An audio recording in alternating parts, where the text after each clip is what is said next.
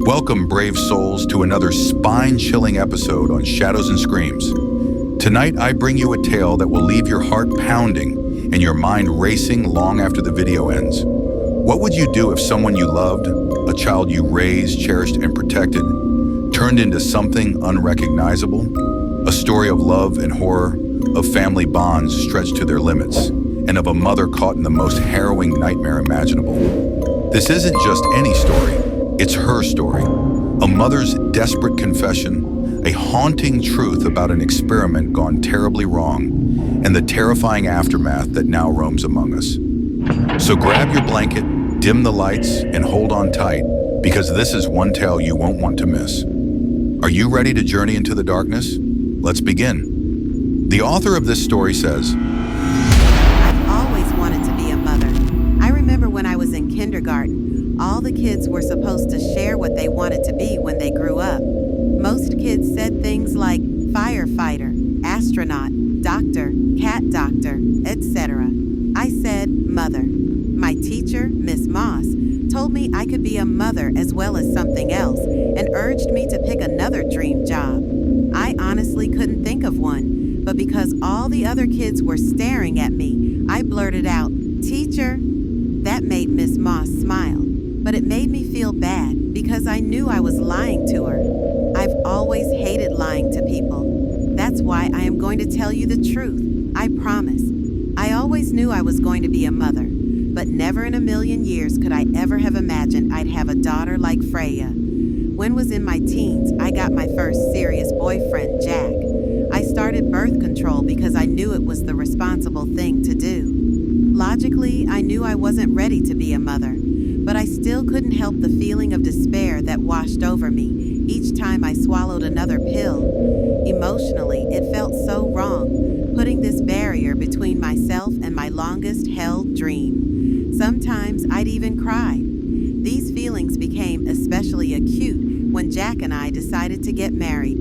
I wanted to start our family immediately, but Jack wanted us to finish university and get settled in our careers before talking about kids. I agreed that was the logical thing to do. I kept swallowing those pills while pouring my longing into journals. I'd make lists of baby names and dream about who my child would grow up to be. Would they want to be a doctor? Or perhaps an investigative journalist? Maybe their greatest desire would be to be a parent, like me. I followed mommy bloggers online, memorizing their tips and tricks, so I'd be ready to be the best mom ever, simultaneously wondering if my family would be as perfect as theirs. But I honestly wasn't looking for perfection. I just wanted to have a happy kid who would feel loved as their unique self. I knew whoever arrived, I was ready to love them to the stars and back. I was going to be the best mom. I knew I would be. Finally, Jack and I were ready to start our family. But it turned out harder than I had expected. Much harder. Months turned into years, and every negative test hit like a knockout punch. It never got easier. It probably didn't help that I was still following those perfect mommy bloggers with their perfect families. So I started following others who were sharing about their fertility journeys, people who were struggling as much as me. That helped me start sharing my own experiences. It felt so good knowing that I wasn't alone. It felt like being a part of this amazing community of people I had never met. Each time a fellow struggler finally found success, we all congratulated them joyfully. But alone, with Jack, I'd cry. I was tired of waiting for my turn. I know this wasn't only taking a toll on me, Jack was struggling too. One day, while I was crying in his arms, he asked me, if we aren't able to have kids, would a life with just the two of us be so bad? My silence was enough for us both to understand my answer to that. Jack and I decided to use all of our savings to try IVF. The process was tough emotionally and physically. Injections, ultrasounds, waiting. But it all felt worth it to me. Then, finally, it happened. I was pregnant. The world finally felt like it made sense to me. Jack and I were overjoyed. I felt like I was walking on fluffy white clouds. That was before I knew what was coming. TW child loss. We found out I was carrying a boy. We named him Oliver. But then, during a routine ultrasound, everything changed. The technician's silence and the doctor's grave expression told us what we didn't want to hear. Something was wrong. Those fluffy white clouds I had been walking on, they became dark storm clouds that surrounded me for the rest of the pregnancy. We knew our son wasn't going to live long after his birth. In the end, one day was all we got with our perfect boy. I loved him to the stars and back, and I still do. I just wish I could have done something more to give him more time. I couldn't help but feel I had failed him as a mother. The next days, weeks, months passed in a haze of grief so heavy I didn't know how we'd survive it. The nursery we'd so joyfully prepared now felt like a cruel joke. Silence felt deafening, and any noise was the wrong noise. I'd like to say that our relationship grew stronger through our shared grief, but it didn't. I wanted to start trying for another baby. I thought it would help us step forward out of the darkness we had felt trapped in. I thought it would be good for us to have something to look forward to. But Jack said he wasn't ready. He said we had to build back up our savings. It didn't take me long to get him to admit that. Actually, the main reason was that he was scared about having another sick child. Jack packed his bag to stay at a hotel for a night. He said he just needed a bit of space. He never moved back. Somehow, in the midst of all this, I found myself back online, sharing my story. The responses poured in, messages of love and shared pain. Messages I clung onto with desperation, as if each were a lifeline. I was in the bleakest part of my life, and those lifelines were essential. To make things even worse, I couldn't keep up with the mortgage, so had to list our house for sale. I shared all of this to my followers. Now I wonder if I'd never shared anything online, would my daughter even exist? I think it was because I shared my story that the New Genesis Institute found me. Maybe Dr. Hart did personally read my posts, or maybe an algorithm pointed them towards who they were looking for. A desperate woman who would give anything, do anything for a child. I don't know how they found me, but I know that Freya wouldn't exist without them. It was early on a Sunday morning when I received this email. We are thrilled to extend to you an invitation to participate in an exclusive opportunity at the New Genesis Institute, a private fertility clinic dedicated to pioneering the future of human health and wellness. After learning about your fertility challenges and the heartbreaking loss you've endured, we believe you are uniquely positioned to benefit from and contribute to the groundbreaking work at the New Genesis Institute. Your journey has resonated deeply with Dr. Evelyn Hart, whose mission is not only to support those facing struggles, but also to advance the science of preventative medicine for future generations. To access your official invitation, please first sign the required NDA. There was a link to an NDA. I was nervous about clicking anything. It looked legit, but was this really some sort of horrible scam? By doing a quick search online, I learned that the New Genesis Institute was funded by Dr. Evelyn Hart, a billionaire philanthropist who had been funding health initiatives for years. There were hardly any photos of her. Dr. Hart appeared notorious for staying away from the public eye, but her name was credited on numerous scientific journals. She seemed super impressive. Dr. Hart had made her fortune early in her career when she innovated a disease testing device now used in clinics around the world. I suddenly felt something I hadn't in a long time: excitement and hope. My heart started to beat fast in my chest. I decided to take the leap. I clicked the NDA. Heart racing now, I skimmed an extensive document, gleaning it was meant to ensure that any and all information about the Institute would remain strictly confidential. I signed it swiftly and pressed submit. Then I was taken to my official invitation. I'll share it with you here, and yes, I do realize I am breaking my NDA, but I'm more than willing to risk all consequences to get this information out to everyone. Thank you for considering the New Genesis Institute, founded by renowned Dr. Evelyn Hart. The New Genesis Institute is at the forefront of revolutionary research in preventative medicine, with a focus on creating healthier and stronger generations. We are conducting a series of elite fertility treatments designed not only to help women conceive, but to ensure that future children are born with optimal health to give them the best possible chance in life. Should you decide to take part in our program, you will receive personalized fertility treatments designed by Dr. Hart and her team, accommodation during your treatment and pregnancy at the New Genesis Institute, personalized health care for the duration of your participation, financial support for you and your child in the years of their development in exchange for participation in scheduled health monitoring for research purposes, the opportunity to contribute to a better future, ensuring that the next generation is equipped to thrive. This invitation is offered to a select few individuals and is fully funded by Dr. Hart's personal investment in the future of medicine. Your resilience and willingness to embrace new possibilities have made you an ideal candidate for our program. If you want to participate in our innovative fertility program, please RSVP at your earliest convenience. We look forward to the opportunity to welcome you to the New Genesis Institute.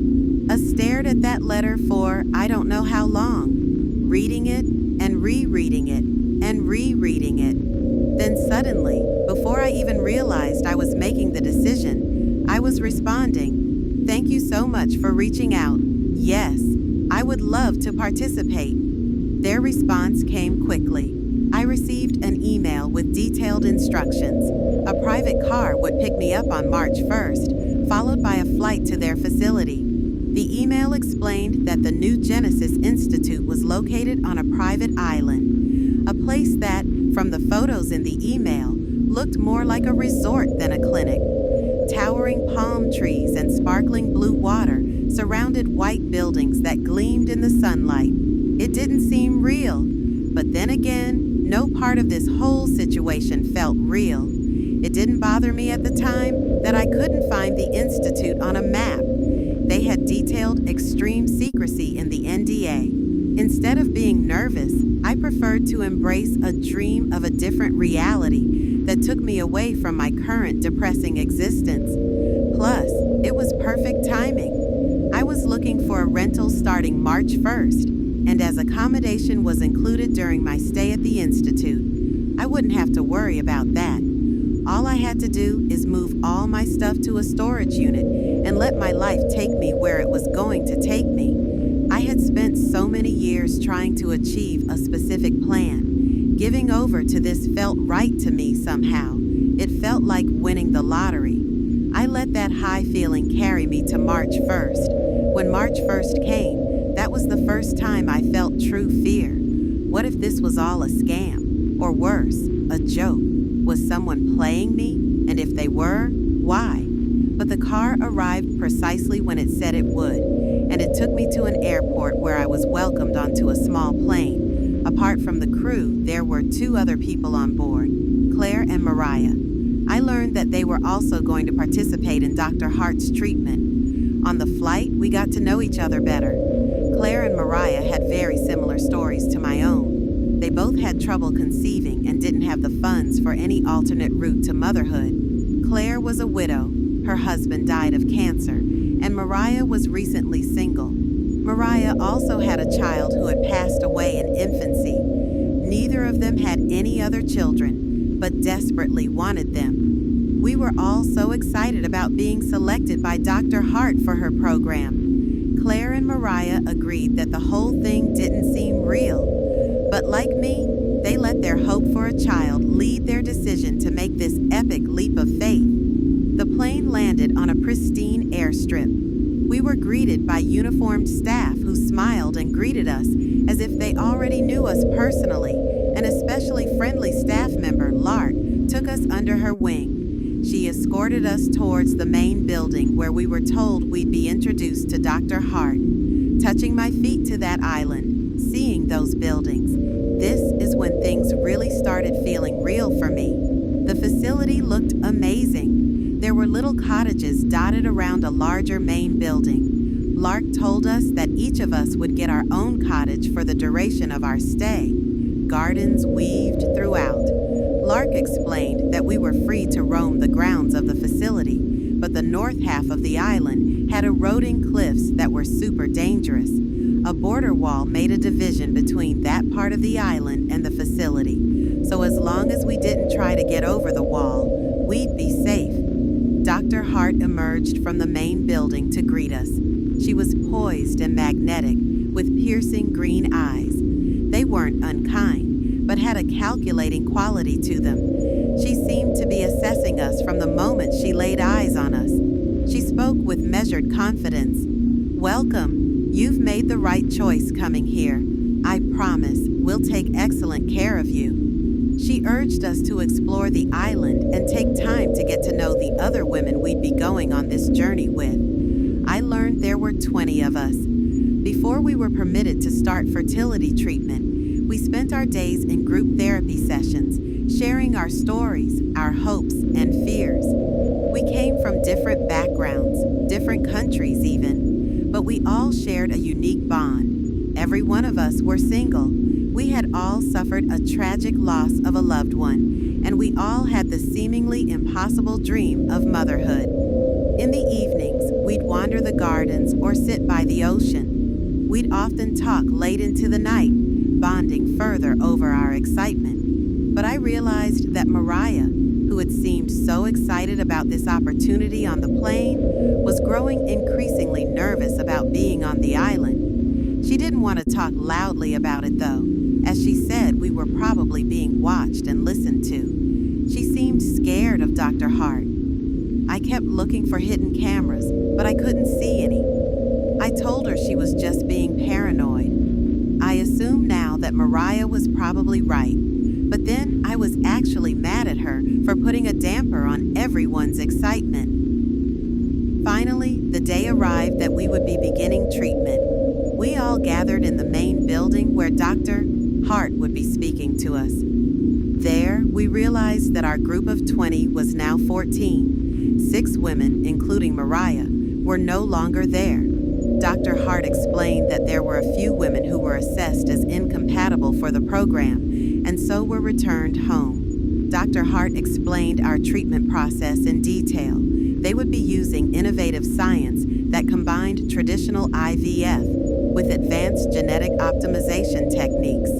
She told us she had made her fortune by diagnosing problems, but she wanted to fix them. "You were selected," she said, "because you understand the anguish that comes with seeing a loved one held back by nothing but their own biology.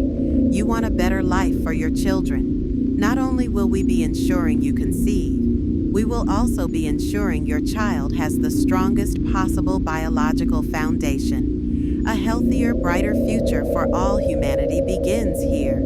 She told us that if anyone was uncomfortable with proceeding, they were welcome to step out, and they would be flown home. She also made it clear that choosing to stay would mean we'd be leaving with a child. There was no question in my mind. I was going to stay. All of the remaining women stayed. We all wanted to bring our babies home. The 14 of us then began treatment. Apart from numerous injections, it honestly felt like the best holiday I'd ever been on. We were so well cared for.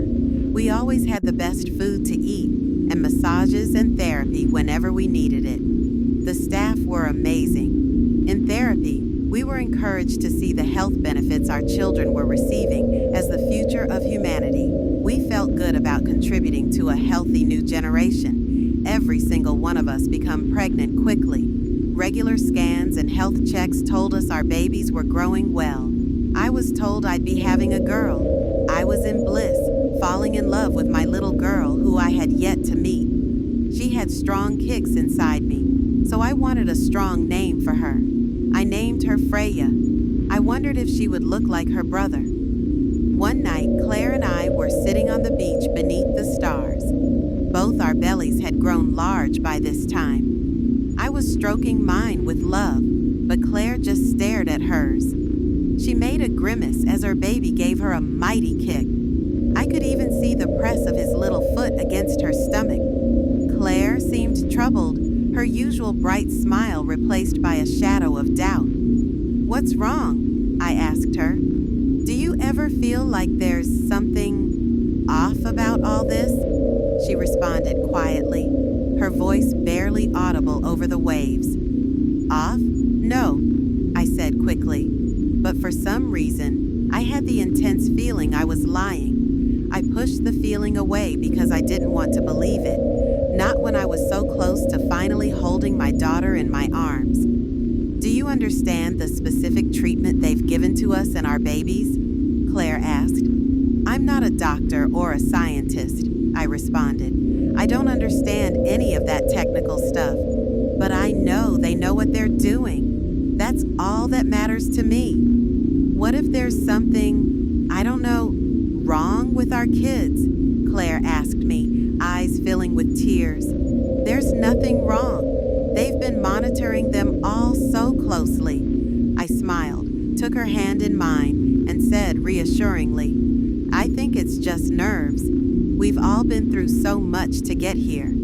Even as I said it, I wasn't sure if I was trying to reassure her or myself. The next day, Claire was in therapy practically the whole day.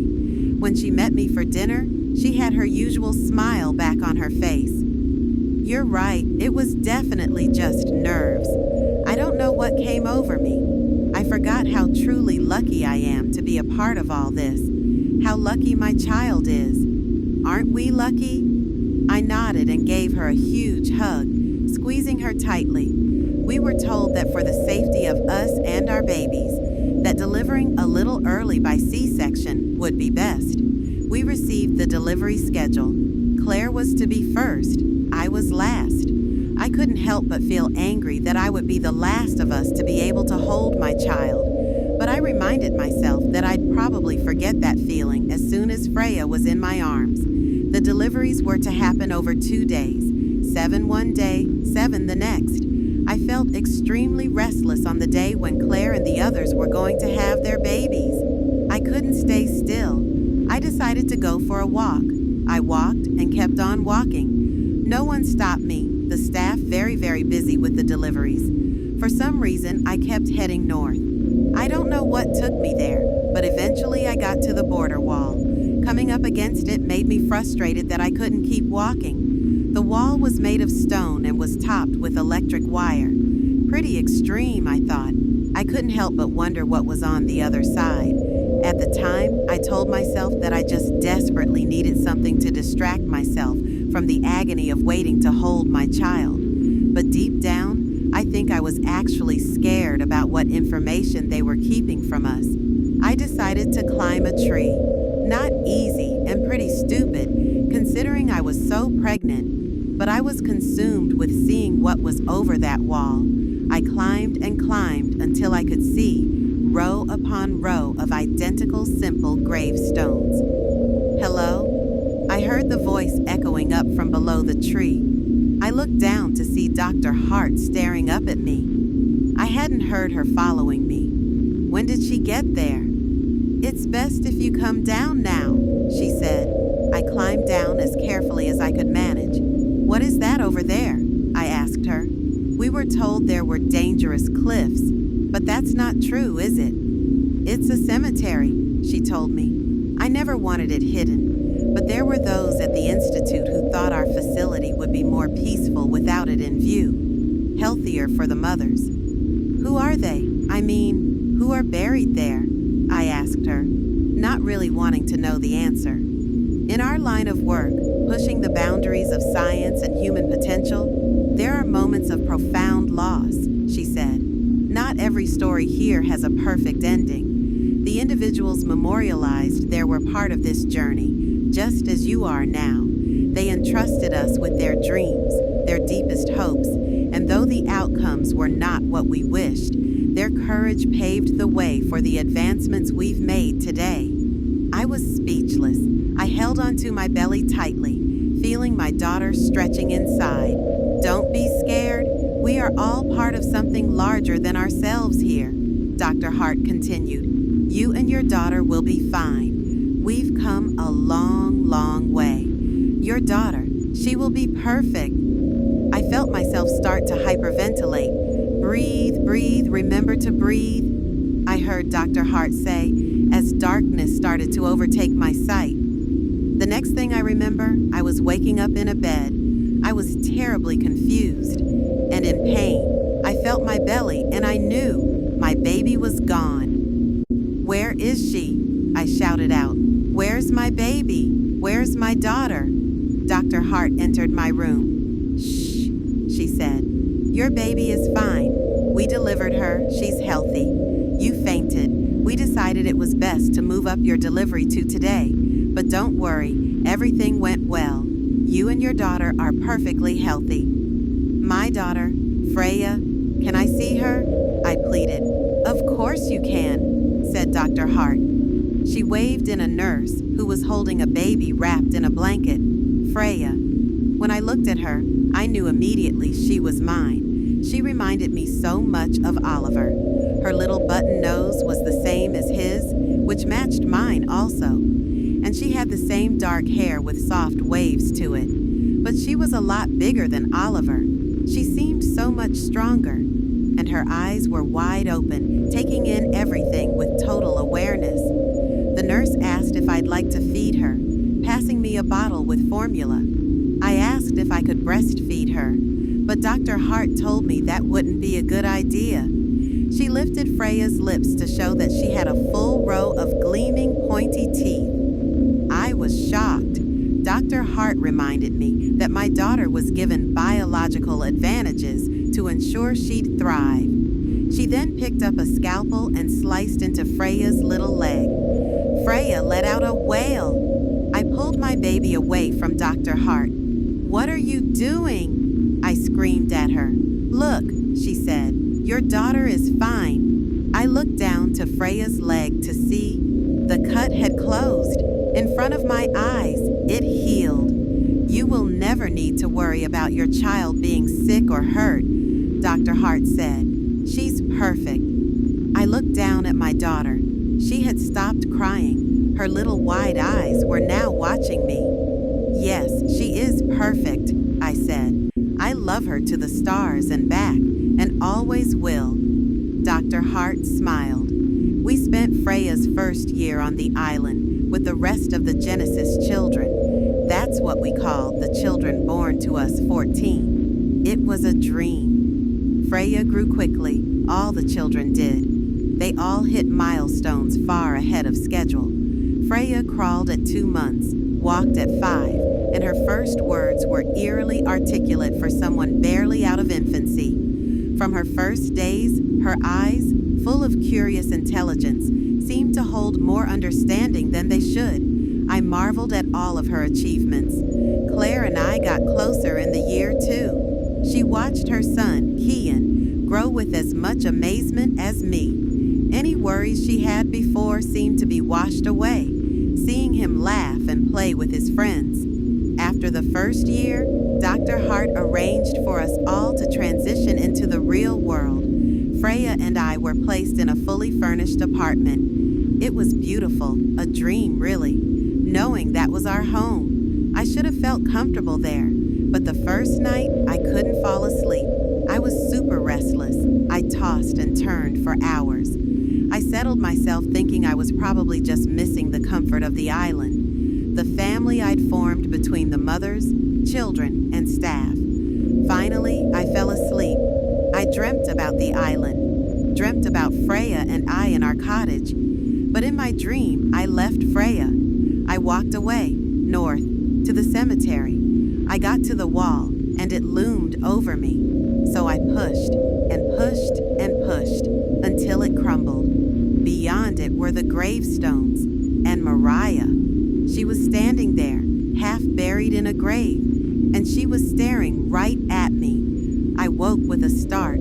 I tried to shake the nightmare of Mariah from my head, but it was almost as if I could hear hear her voice whispering. I couldn't hear what she said, but it made me remember about what she had said on the island about cameras.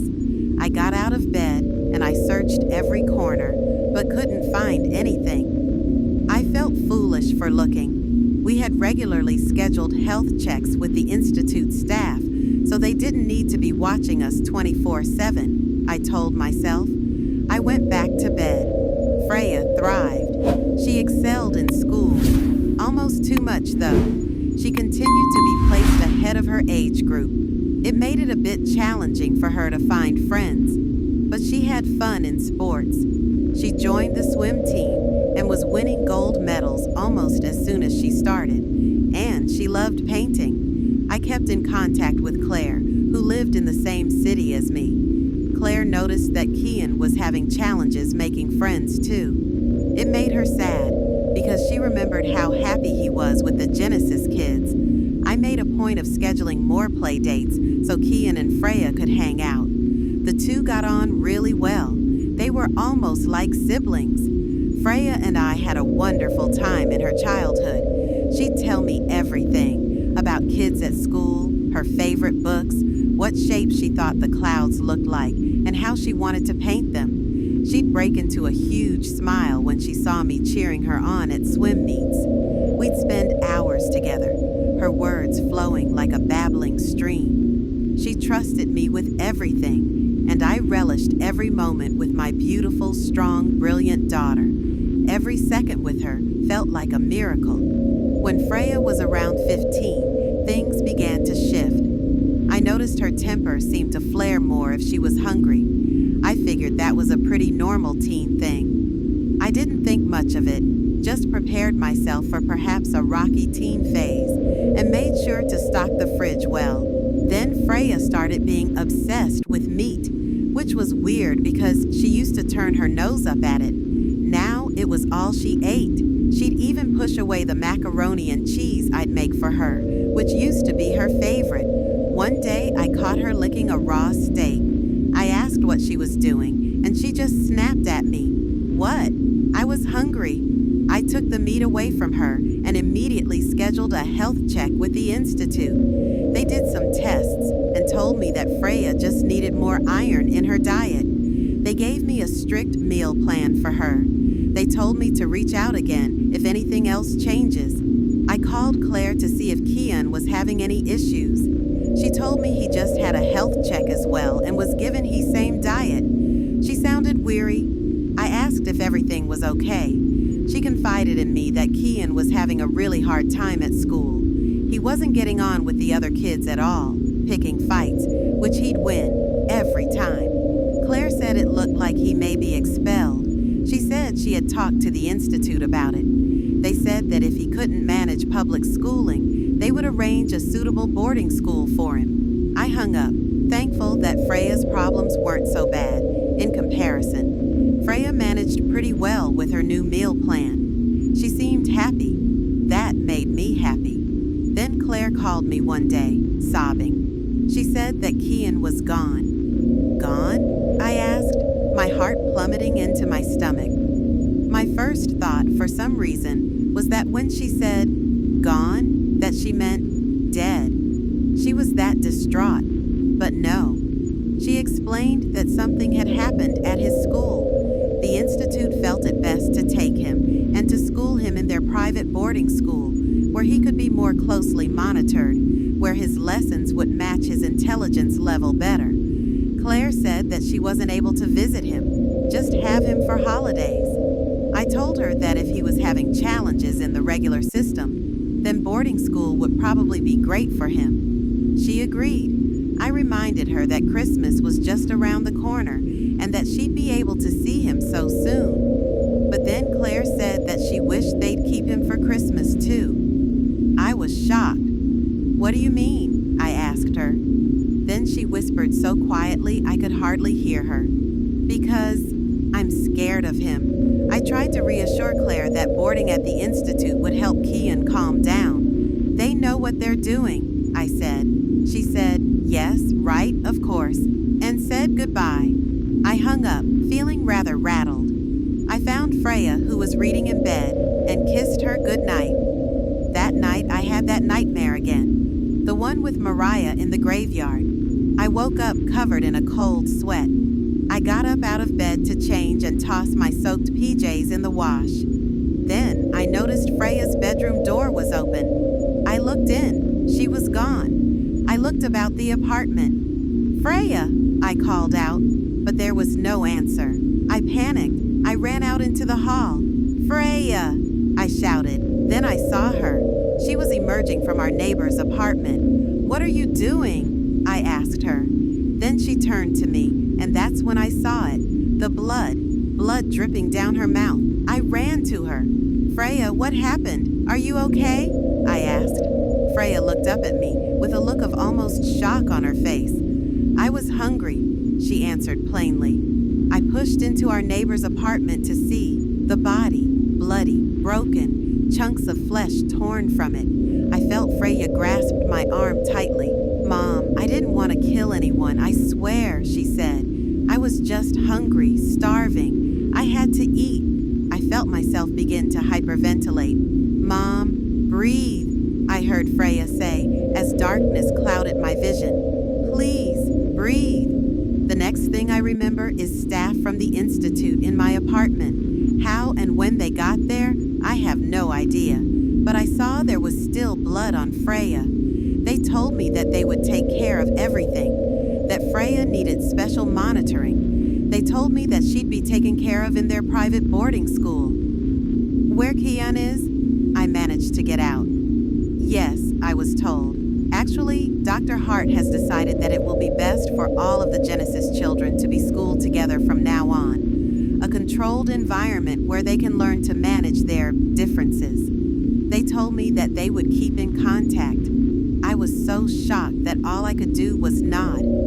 They started to usher Freya to the door. I jumped up. I wrapped Freya in a big hug and told her I loved her, that I would always love her. Then they were gone. Then I just sat there for hours, wondering if what I told my daughter was true. I told her I loved her. How could that be true? She just killed someone, ate them. I was horrified, disgusted. It made my head swim. My beautiful, strong, brilliant daughter is, what? A monster? I puked onto the floor in front of me, but I knew what I said wasn't a lie.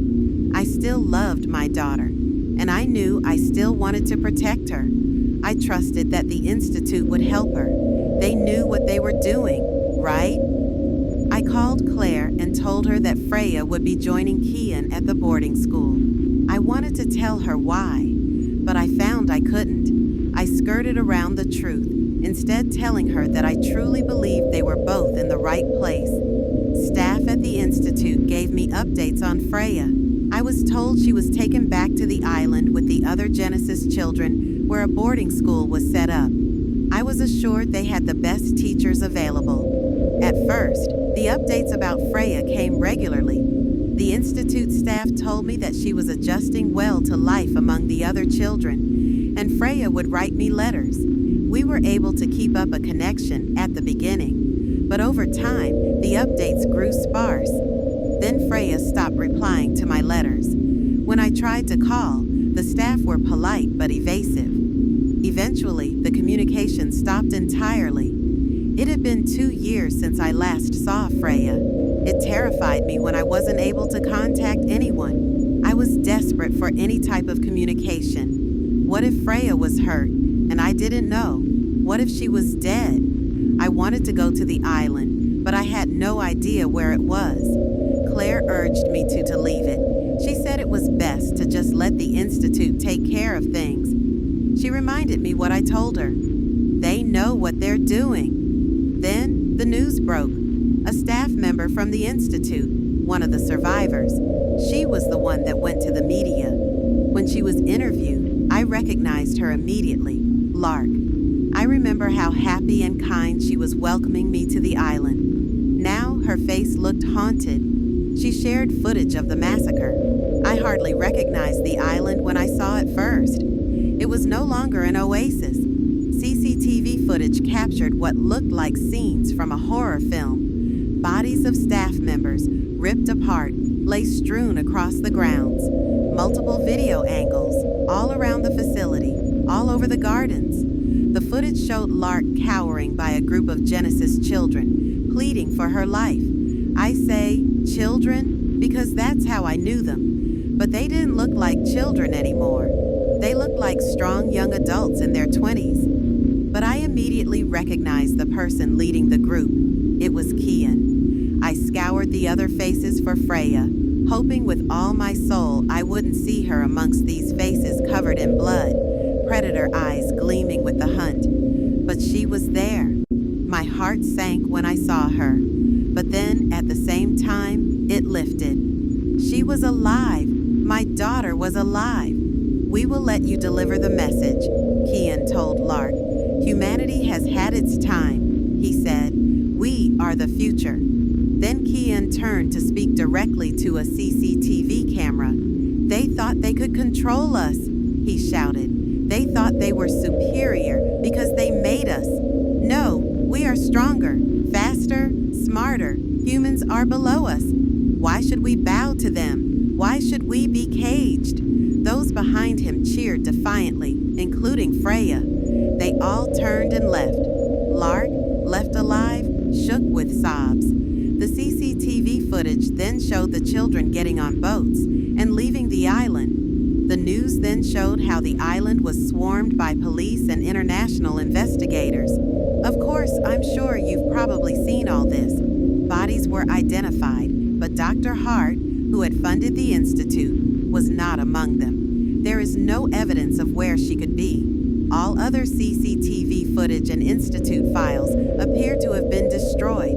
They are currently readying to start an extensive exhumation of the cemetery found on the north part of the island. I've spent nights, all waking hours, combing through the news, desperate for any sign of Freya. The attacks have now become widespread. It seems the children have probably split into smaller hunting groups. They strike swiftly, devouring adults, teens, children, anyone they can find. Then they disappear, as if becoming one with the shadows, only to reappear somewhere else when they become hungry again. No one knows where they stay in between attacks. I know everyone is afraid. For my part, I am sorry. But I still love Freya.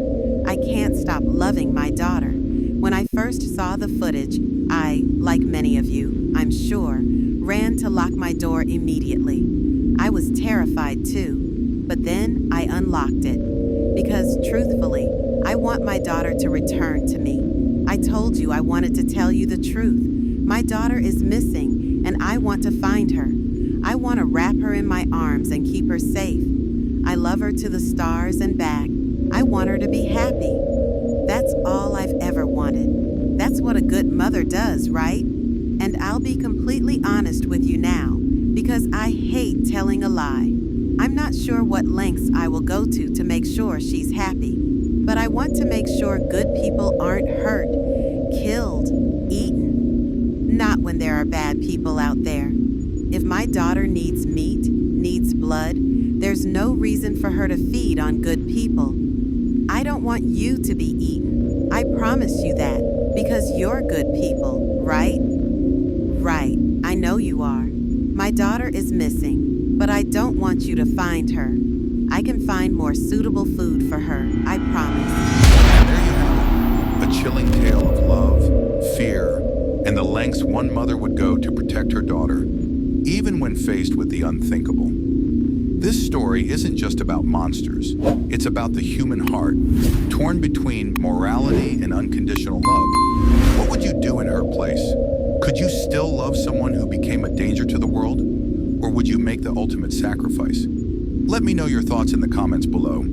Don't forget to like, subscribe, and hit that notification bell for more tales that will keep you on the edge of your seat. Until next time, stay curious and stay safe. Who knows what's lurking out there?